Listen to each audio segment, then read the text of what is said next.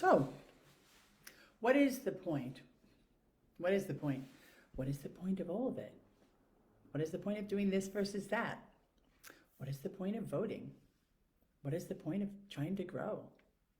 What is the point of trying to be myself? What is the point of a relationship? What is the point of losing weight? I mean, it's such a deep question, and it's not the question that itself that I'm interested in, more so the way people go about asking the question and what it is they're asking the question about.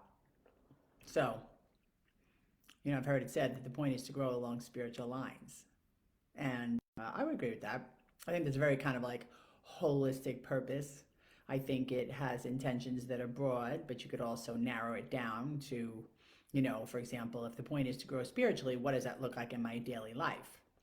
Does that mean I exercise a certain amount? Does that mean I eat a certain way?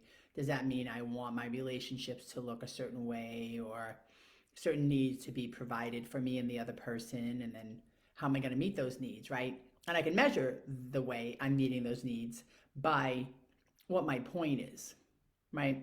So if I'm looking to self-actualize, if I'm looking to, and we'll just take my case, and I know there's a lot of people I know and people I've worked with that have this. It's, I came into young adulthood starting to see that the way I was raised, and no disrespect and no finger pointing at my parents, maybe look at the world a certain way that was limited. It made me see things that maybe weren't there, or made me focus on things that weren't really important in my relationships, in my work life. And so I kind of needed to see a bigger picture vision of my life, to have a greater point to my life.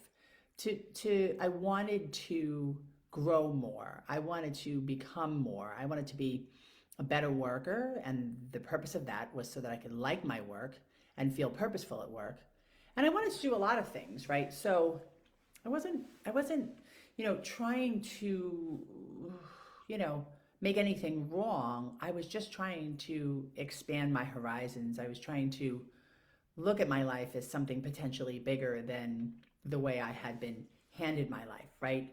So what that means is that, the expectations that were laid out to me, the things that were passed on to me, some of them were great, and I love them, and I love the tradition of them, and I have great respect for the people who live them. And then there were some things that I was like, I don't know if I want that. I don't know if, certain institutions that were very well respected by my predecessors, my parents, my grandparents, I'm not sure if those are for me. And I'm blessed, grateful to live in a world where I can look at those things and make a different choice. But the point, again, is to grow. And when I say grow spiritually, spiritual is like an umbrella it's an ethereal sense of growth, which is all expansive, all inclusive, all knowing, all wise, all powerful. And within that are ways that I want to grow physically, and within that are ways that I want to grow emotionally. And for me, in young adulthood, I didn't have the capacity to understand whether I even was growing emotionally. And then I had a lot of failed relationships, or relationships based on self-centered needs. Like, I looked at someone, I thought they were hot. I did what I had to do, and got what I wanted, and then I was out of there. And then it didn't really mean anything, or I didn't really care as much, because I just didn't have any need for that level of intimacy. And until I really understood intimacy from a spiritual perspective, I really didn't know what the point of a relationship was. I just didn't. And so when I work with people who are having these same type of problems, dilemmas, complications, and this goes for the people that I work with are my age, in their 50s, 40s, 30s, and even down to their 20s, especially with women in professional endeavors, environments, women in relationships that I work with are still struggling with things like how to be perfect. So it's almost like they have the cart before the horse. It's like they figure out how to make it all look good and fix it all up, but I don't really know what my deeper underlying purpose is. I don't really even understand what the point of it is. Like, so these women that I work with are asking themselves these questions. Well, what is the point of me working? Or what is the point of me being a mother versus having a career, or both? Or what is the point of doing this versus that?